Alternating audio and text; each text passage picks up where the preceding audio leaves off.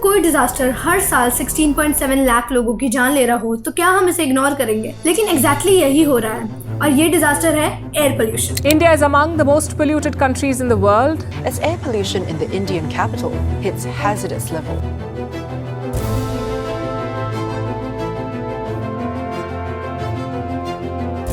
और आयरनी ये है कि हम पोल्यूशन को एक रियल डेंजर समझते ही नहीं है, क्योंकि ये एक स्लो किलर है। Pollution feels like an active disaster, not just an environmental issue. और सवाल ये है कि क्या पोल्यूशन को ठीक किया जा सकता है? क्या इसका कोई रियल सोल्यूशन है? आइए जानते हैं।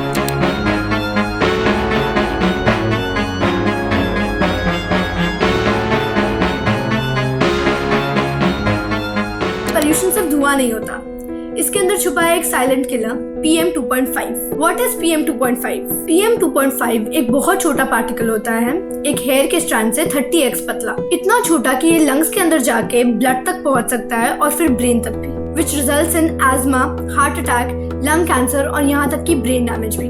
और सिर्फ PM 2.5 ही नहीं, हमारी हवा में और भी टॉक्सिक चीजें हैं, जैसे कि VOCs, volatile organic compounds. What are VOCs? ये एयर फ्रेशनर, पेंट्स, प्लास्टिक जैसी चीजों से निकलते हैं और सनलाइट के साथ रिएक्ट करके स्मॉग बनाते हैं, which results in breathing problems, headaches और लॉन्ग टर्म लंग डैमेज। हर साल लाखों लोग इस पोल्यूशन की वजह से कैंसर और लंग डिजीज का शिकार होते हैं, लेकिन ये सब दिखाया नहीं जाता, इसीलिए लोगों में इस चीज की अवेयरनेस नहीं है। अब समझते हैं इंडिया का पोल्यूशन लेवल ग्लोबली कहाँ स्टैंड करता है। ये देखिए एक shocking comparison. Take a look.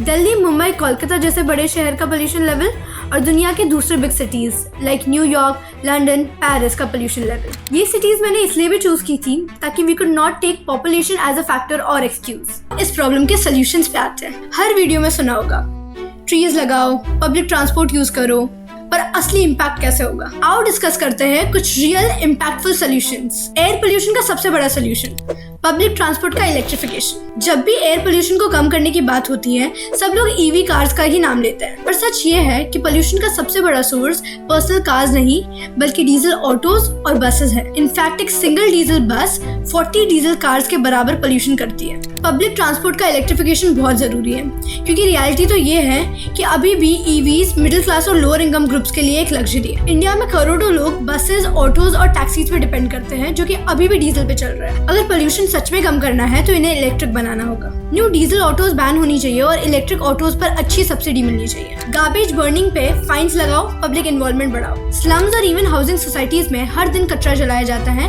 क्योंकि इस पे कोई स्ट्रिक्ट फाइन सिस्टम नहीं है। विंटर्स में ये प्रॉब्लम और बढ़ जाती है। मुंबई, दिल्ली और बैंगलोर जैसी सिटीज में एक गवर्नमेंट की ऐप होनी चाहिए जहाँ कोई भी इलीगल वेस्ट बर्निंग रिपोर्ट कर सके। सिंगापुर की तरह हाउसिंग सोसाइटीज को हेवी फाइन्स लगने चाहिए जब वो कचरा जलाते हैं तब। अब जानते हैं इंडोर एयर पोल्यूशन का सोल्यूशन। हम सोचते हैं कि घर के अंदर की हवा सेफ है, पर असल में वो भी पोल्यूटेड हो सकती है। कुकिंग फ्यूम्स, डस्ट और केमिकल्स साइलेंटली लंग्स पर इफेक्ट करते हैं। हर कोई 15-20,000 का महंगा एयर प्योरीफायर नहीं ले सकता, पर इंडोर एयर पोल्यूशन कम करने के और भी आसान तरीके हैं। क्या आप मानोगे अगर मैं कहूँ कि इसका सोल्यूशन आपको सिर्फ 1500 में मिल जाएगा? एक नॉर्मल फैन के साथ HEPA फिल्टर लगाने से 1500 में एक सिंपल और इफेक्टिव एयर प्योरीफायर बन सकता है। और सिर्फ यही नहीं, प्लांट जैसे कि एरेका पाम, स्नेक प्लांट और एलोवेरा हवा से टॉक्सिन्स फिल्टर करते हैं और इंडोर एयर को नेचुरली क्लीन रखते हैं। और जो अफोर्ड कर सकते हैं उनके लिए air purifier the best one time investment. Green rooftops और अर्बन ग्रीनरी को प्रमोट करना। न्यूयॉर्क और टोक्यो जैसी सिटीज ने अपनी बिल्डिंग्स पर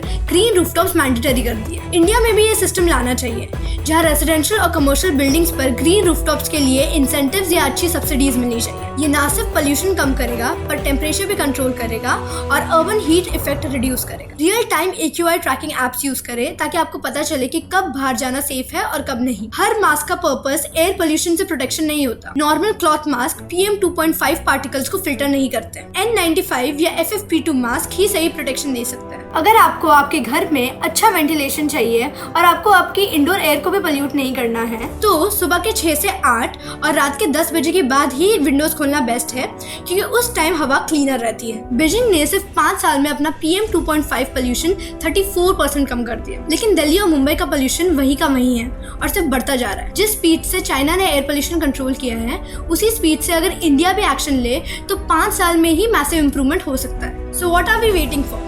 लेट्स गेट टू एक्शन। और अगर आप चाहते हो कि मैं ऐसे ही इन्फॉर्मेटिव और एजुकेटिव वीडियोस बनाती रहूं, तो आप अपना सपोर्ट इस चैनल को सब्सक्राइब और इस वीडियो को लाइक करके दिखा सकते हो। और आप अपना ओपिनियन एयर पोल्यूशन के बारे में कमेंट सेक्शन में ज़रूर बताना। See you in the next one.